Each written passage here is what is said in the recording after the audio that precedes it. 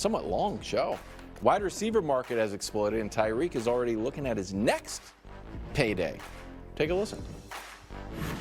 Happy for obviously my teammate Waddle, getting his new deal. For guys like me, that's great. I'm 30 years old. Also looking for a new deal. So very, very excited to see where I fit in to like that category. Right. The real goal is to win the Super Bowl. Yes. It's cool to get paid and all that, but being able to win the Super Bowl and bring something special to the city of Miami. Muscular tank top when you're asking for a new deal. Savvy move. Yeah. Some people say I've lost it. Who should the Dolphins prioritize, Tyreek or Tua? Well, the guy who might be the best at what he does, or the guy who might not be one of the 15. Wow, Tua did lead the league in passing. Okay, right. No, I mean, the answer is Tyreek. Tyreek is the engine that moves that offense. Tyreek is the irreplaceable part of that. And the market has passed Tyreek by. Tyreek's deal to begin with was fake. They called it a $30 million a year, but it wasn't, because it was $45 million or $46 million salary in the final year, and it just did that for the headline. And now he's got 3 years left on the deal. But 2 legitimate years? 2 legitimate years left on it. But now his annual average has been moved up, or is 60% below the market. So, or the market's 60% above where he is. So it's Tyreek. You have to have Tyreek for that thing to work, because you don't have that guy at quarterback. If you had that guy at quarterback, you wouldn't have to have 2 awesome receivers, including one of the most physically gifted, unique receivers in league history. We were talking about Tyreek Hill last year, around week 4. Is he one of the 5 best receivers ever? Yeah. That was the discussion. And MVP. Right, and if he gets to 2,000 yards, could he be a league MVP? So to me, this is easy, Brew, because I look at Tyreek as clearly a top 3 receiver, and I wouldn't pay Tua. So this is not hard for me. And so, yes, Tyreek is my answer. It's even easier for me. Wow. Neither. Oh, wow. Right now. Oh, he's going to say you're under contract. Here we go. You got 2 years left on your deal. All right, we're going to take care, because I do think, Nick, and I know you've a lot of times done the over 30 receiver. Yeah. He's not declining. His numbers are getting better. All right, so I'm not worried about Tyreek falling off. No, so he just turned 30. I could pay him in the future, maybe next year. Right now, I'm not trying to pay either. You know how I feel about Tua. I want to see another healthy season. I want to see you win in some frigid weather and beat some good teams. Okay. All right, so I'm not really, and I got the franchise tag for Tua if worse comes to worse. All right, so I don't have to pay either one of them right now. Tyreek, I'm just look. If they either one of them makes a stink, then it becomes Tyreek is making problem. A stink. Is he? I mean, he looked happy. Yeah, he looked jovial. That wasn't a stink. All right. Now, if he makes a stink, it does become an issue. And I will say this: if they put my back against the wall and I've got to pay one, I agree. I'm prioritizing Tyreek, because I think I can probably find a quarterback with Tyreek and Waddle and those running backs and Mike McDaniel. I think they'll be all right. Their backup is not Skylar Thompson. Well, it was Mike White. I don't think Mike White. I don't know. You put Mike White out there, and he's I'm not saying he's good at Tua, No. but I'm just not ready to give Tua $250 million yet. Maybe after this season I will be. It is still Mike White. And I don't think Mike White, to be clear, he's not as good as Tua. I don't think that they have a Tua replacement on the roster. But is there a Tua if you know what, we're not going to pay Tua? Who? No, well, I mean that's why the franchise tag exists, and that's why the NFL draft exists. They got time. I mean, I think that there is an element of the Dolphins with Mike McDaniel and with those receivers that is plug and play. And so this is where, and we're not going to have a Brock Purdy argument, but there's nothing to argue about. There is to me, those 2 quarterbacks are in the exact same mental bucket in my brain, which is but you have physically limited. Purdy, I think, is a touch better. Physically limited, undersized, perfect situation, Shanahan system, replaceable. And so I would always prioritize keeping those superstars around them over losing those guys to pay them, because then you are asking them to carry you. And as far as Tyreek creating a stink, Tyreek saying, unprompted, I'm looking for a new deal, need to say it. is an alert. I'm ignoring when I'm walking by Tyreek when I see him in the hall. I'm Well, he's not chasing you engaging and going this. to get Very fast. Here's what I will say, what some won't say about Purdy. We have seen Purdy have to go off schedule and get it done. We have seen that. But not Purdy. That's He's the gonna freak question out. with Tua. He's on schedule. But when you have to get off schedule, You can penalize for being especially on when schedule? it's cold, that's when he struggles. What can Tua do? He can't do much off schedule. What can he do to impress Purdy you? can go off schedule. Give Dak. Tua is what Wild was about to say. I guess that's a combination between Tua and Purdy. All right. So it's an interesting question, bigger priority to pay Tyreek or Tua. I think the way how we're looking at this, or how they're at least looking at this, is they think, well, at least Nick, right? Nick, according to Nick, the Dolphins, especially with their coach and their weapons, that it's very plug and play. And under that logic, then Tua is the limiting factor as to what makes the Miami Dolphins not able to get over the hump, so to speak. But it's interesting because Tua obviously balls out with these weapons. Whether you want to say that he's benefiting from that roster and the coach and the system and whatever, I guess my question is, if you have a better quarterback, how much better can they play than Tua within that system?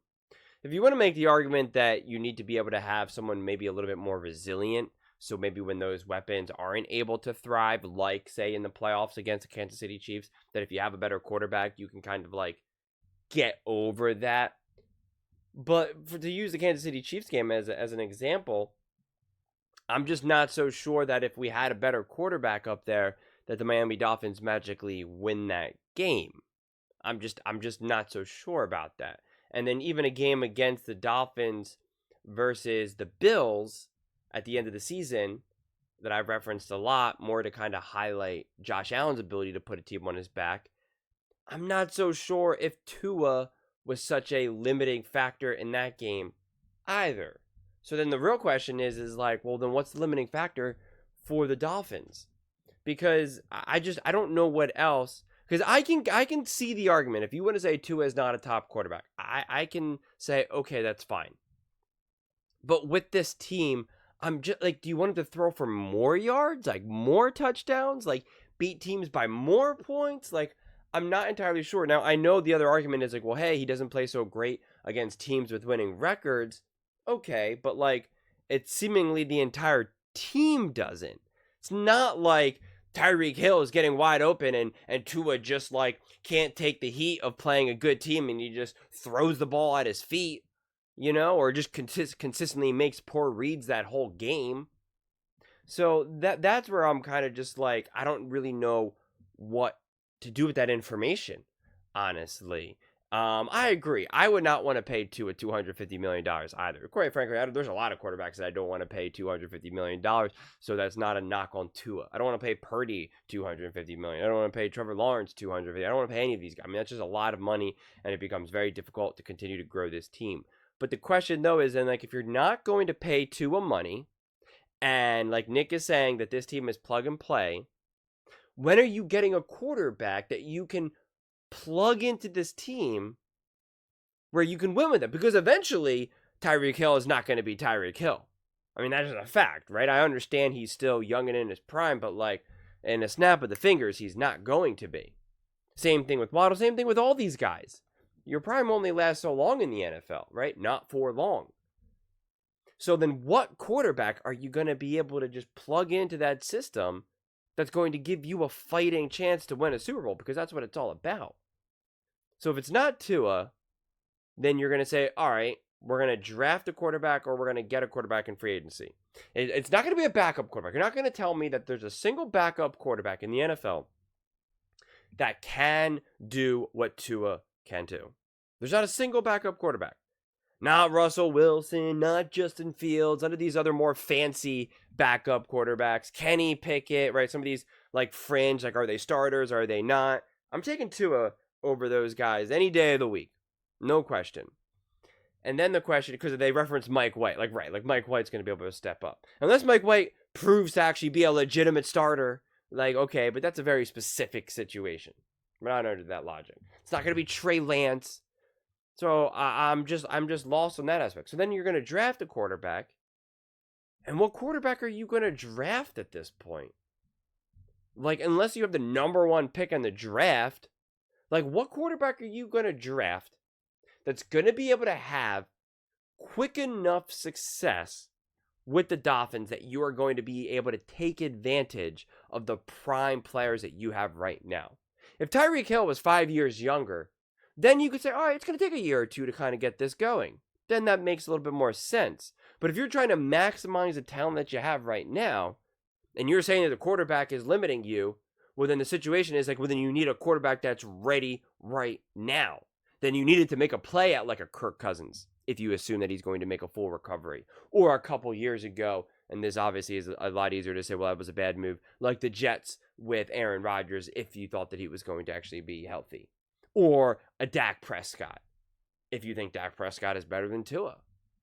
So it's just you got to reach the conclusion to why is this team not winning in the way that they should be in terms of their playoff success. Is it the quarterback? Is it the team?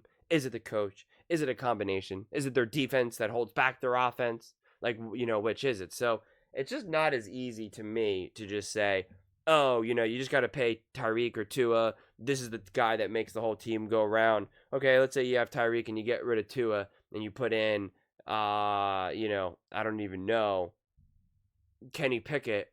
Like, the Dolphins are now going to be a good team? Like, really? You're going to throw Justin Fields in there? I don't think so. Russell Wilson in there? I don't think so. Gardner Minshew? Like where are these quarterbacks coming from that are going to be able to do better than Tua?